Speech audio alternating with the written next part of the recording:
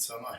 So, right, well, I put a little status up yesterday saying I was going to do another one of these vlogs, which people seem to like. I don't know why, they're pretty boring. I'll try and make it a little bit more interesting as I come up. I'm going to do some training videos next week. People want to see food videos, I don't know why, because I'm not Gordon Ramsay and I don't swear as much as him, but I will try and cook some food on camera. Nothing exciting, I basically just use an oven and a pan and a microwave.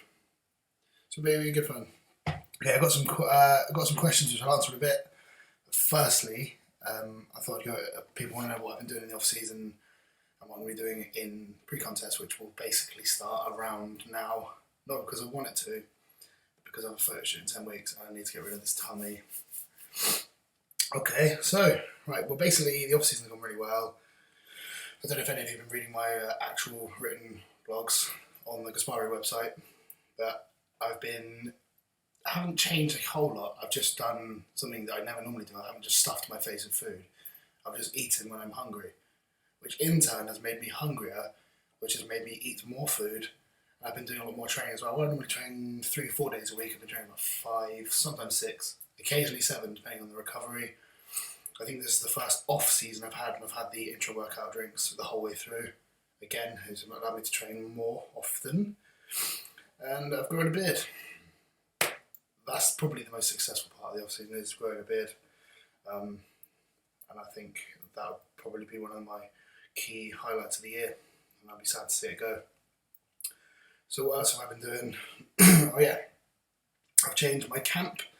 I'm going to be now working with the Wizard, Nathan Harmon, again, which is in 2012, which was my best ever condition to date. And the reason being is it's a bit of a no-brainer, mainly because he lives about half an hour away from me. And so I can go see him every week. He's super simple, stress levels to a minimum. And it's worked before. So I need that simple, just eat this, eat that, do this. Stop talking, stop questioning everything, just do it. That's what he does, which is good for me because I overthink everything. That's about it. Boring as all that is.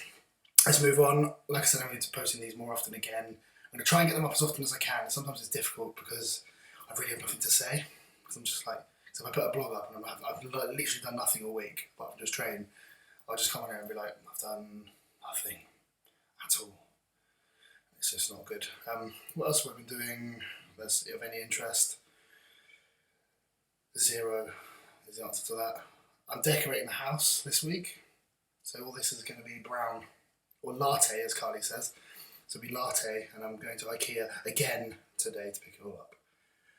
Right, so let's get on some of these questions. I've only got a couple here, but these are pretty good questions. So I'll just get into these and then we'll call it a day. And then I'll let you know when I'm doing the next one, and then you can ask questions again. Right, here we go. First question. Should whey be switched up to optimise use and avoid intolerance? For example, switching concentrates and isolates, then to egg or beef protein powders, etc., etc.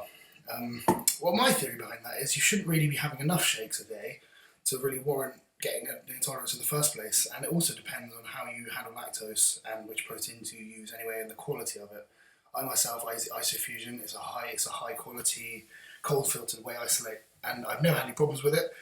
And I'm not one of these guys that really has like 4 or 5 of them a day, and if I did, then I would most likely have built up some sort of intolerance to it.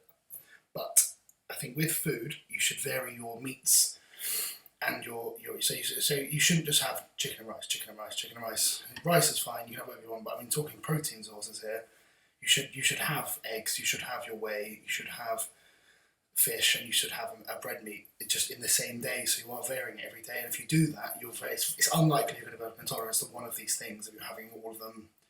Like the variety is that vast. So I think it comes down to how much of it you eat and how often you have it. Because if you were to have, like I said, chicken for 6 meals a day, 7 days a week, you know you're going to suffer and stink probably. Right. Here we go. Recovery periods and lagging arms, biceps have always been something hard for me to gauge. High rep range seems to help with arms lately, with roughly 25% of sets being heavy. I'm not hearing a question there, but I assume that means what rep ranges are better, I guess, for arms. Okay. Arms. This is just my take on it because mine used to be extremely weak. I'm not saying they're strong now, but they've certainly put on some size and certainly don't lag.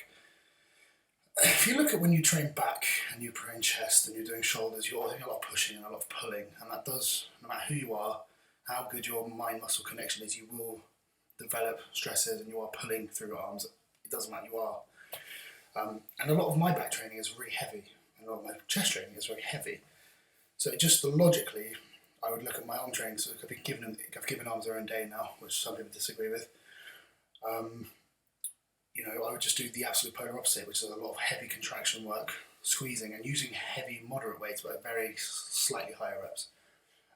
And also it's really important to remember with a bicep and tricep training is you need to learn how to fully shorten the muscle as much as you can in one of your movements.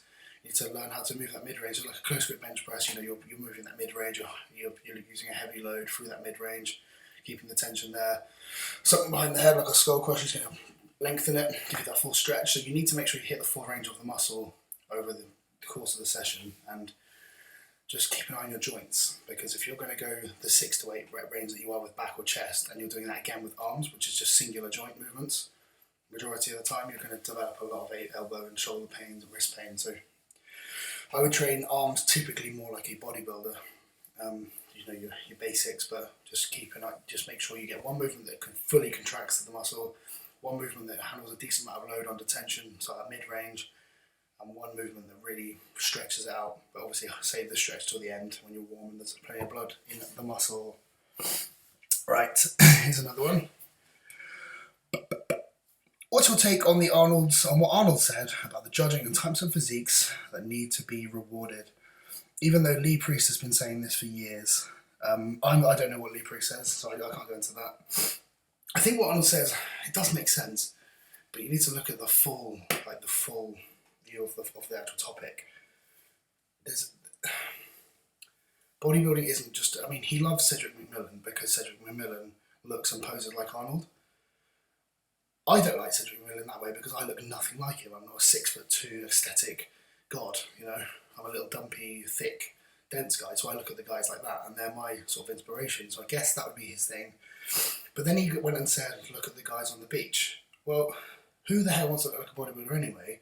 Most people want to look like a men's physique, which you've got that division. So if you want to look good on the beach, do men's physique. If you want to look really good on stage, and obviously you want to be a freak, do bodybuilding. But then you have to look at the competitors themselves and what the judging criteria is. And the way I saw it, Dexter was the most complete. Branch was the most shredded human ever on that day. And then you've got, I think it was Justin Compton and Cedric McMillan were third and fourth. You have to reward the judging criteria. It's in balance, symmetry, who has the best of every aspect. And then if you look at Cedric, he had the best physique, but he also lacked condition compared to the other three, and his body parts, especially through his legs, were slightly weaker than the other three. So that doesn't really put him in first place. But if you were rewarding just aesthetics, then yes, he would be in first. So he should either have been fourth or first. And they put him first and fourth because the judging criteria says that. And again, you can't have a go at the judges or the bodybuilders because nobody's bringing anything to the stage that Arnold wants to see apart from Cedric. So how can you reward things that aren't there? If you only want to reward aesthetics, you've still got to put somebody in second, third, and fourth if you were to go with Cedric. So I'm happy that they're penalising things like gyno and big guts and things. That's good. But I think when it comes to aesthetics, some people just aren't genetically inclined to look like that. Like Branch Warren, he just isn't. He will never be aesthetic. He never has been. And other people are. So you have to reward the people who have the best of everything. And if that does mean that you've got a blown out gut and you look like pulled pork and you look horrendous, then you should be placed down. But you've got to have the best of every aspect. Because in my opinion, Branch Warren was way more conditioned than Dexter. But then Dexter beat him because overall shape and balance is better. So he had the best of everything. And Justin Compton was, I think, the biggest of the top three. But then his condition wasn't quite as good as Branch's, but it was better than Dexter's. But Dexter's slightly more complete than Compton. So you've got to look at everything. But yeah, in front of Cedric McMillan, he does look incredible. And like I said, in my opinion, he should be either first or fourth. And I think bodybuilding should be taken less for the freak factor and be more based on the aesthetics, but you have to remember bodybuilding isn't just purely an aesthetic sport. There are other factors in play, so you need to look at everything, not just who looks the prettiest, because if that was the case, then Brandon Curry should have won, but he was buttery soft. So, you know, you got to look at every aspect. Right, as my mate from the gym, we brushed on this in the past, but he's asking about if it fits in your macros, the pros and cons. Basically want to know my opinion on if it fits in your macros. Again, there's two camps. You got the guy, the girl, who wants to get a bit leaner for the summer, look good on the beach, and there's the guy who is preparing for a show and wants to be inside out shredded. You cannot get, I don't care who you are, you can't get inside out or stage ready shredded eating Pop-Tarts and donuts. It's not possible. I mean, look at it. Who on the Olympia stage thinks, I'll tell you what, instead of eating fish and sweet potato, I'm gonna have a hamburger with no bun but a couple of Pop-Tarts instead. No, think about it. It doesn't work. I mean, I've seen guys who do it and they get to a certain level and they look fine. You can get leaner if you look at calories in versus calories out. I mean, there's somebody I know who actually saves up all their fats from the whole day and has them at the end of the day, so they have all their peanut butter in one go rather than spreading them out. And to me, that is just illogical. It's silly. But then there are people who are quite fat and eat a shit diet. You clean it up a little bit and allow them some leeway with, say, the Pop-Tarts or the muffins for their carb sources at certain times. And yeah, they will lose weight and they will look okay, but you've got to look at the difference between a potato and a Pop-Tart. Yeah, the carbs may be the same, but what else does a Pop-Tart have in it?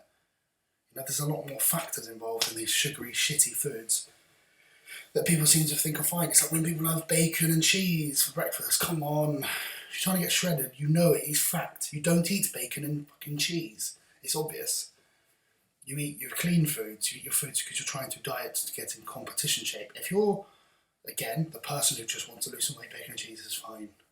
But you're not trying to get inside out shredded. You're just trying to be a little bit leaner.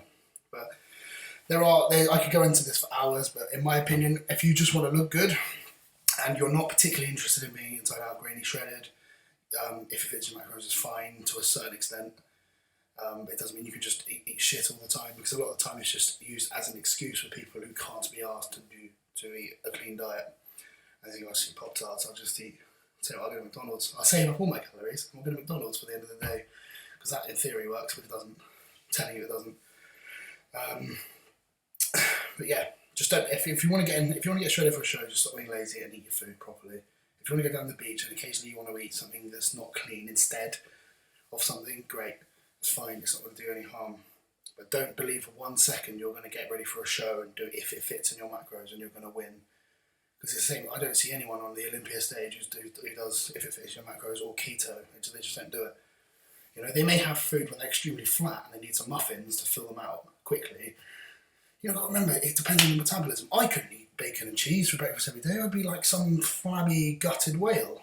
I'd just be wobbling about everywhere, like wobbling over to the fridge. I think I'm going to eat this muffin instead. You know, it's rubbish. You've got to look at the person individually, what their goals are, and what they've got to achieve. But just use your brains, people. Just use your brains. Can you imagine that when you see the most shredded? If you looked at Branch Warren at the Arnold this stage, he's thin. His skin was like an onion everywhere. You couldn't pinch anything off him by the looks of it. Do you really think he's gobbling down bacon, cheese, crisps? No, he's not. He's eating fish and vegetables and probably like, he's so anal about it, and that's what gets the condition. I can imagine Brandon Curry probably had curries. That's looking at him, you know. But you've got to look at what is your goal and what you want to achieve. Because there is no point, because a Krispy Kreme donut is not the same as a sweet potato. I don't care if you're Lane Norton, I don't care who you are, it is not the same. And so I could go in this for hours, and this subject does annoy me a bit, because a lot of people who do it are just lazy. Simple as, they're just lazy people who want to taste their food. So that'll do for questions for now. So I'm going to finish now. I'm going to go and have some bacon and cheese and a couple of Pop-Tarts, because it does fit in my macros. And I'm not prepping for a show yet, so, you know, should work in theory. But I'll be back again next week, and we'll do another one. So I think my favourite questions are the ones that piss me off, like it does if it fits in your macros, because that does piss me off, because it's silly. So if anyone's got any questions, just fire them over and I'll answer them on here. Again, I'm not a scientist. I don't follow. I'm not that guy. I just know what I see. I know what I see through clients, and I know what works and what doesn't in terms of the general human system. And I know that Krispy Kreme is not the same as rice, etc., etc. So yeah, find me over some questions, and I'll be back soon. I will get a training video up in the next couple of weeks. I've had a bit of a pec injury, which I've had it seen to, so that's better. So it'll most probably be a back training session rather than a chest, which is what people keep asking me to put out. And I don't know why, because I've got a wank chest. We'll see. So anyway, I will be back again soon. So thanks again for watching.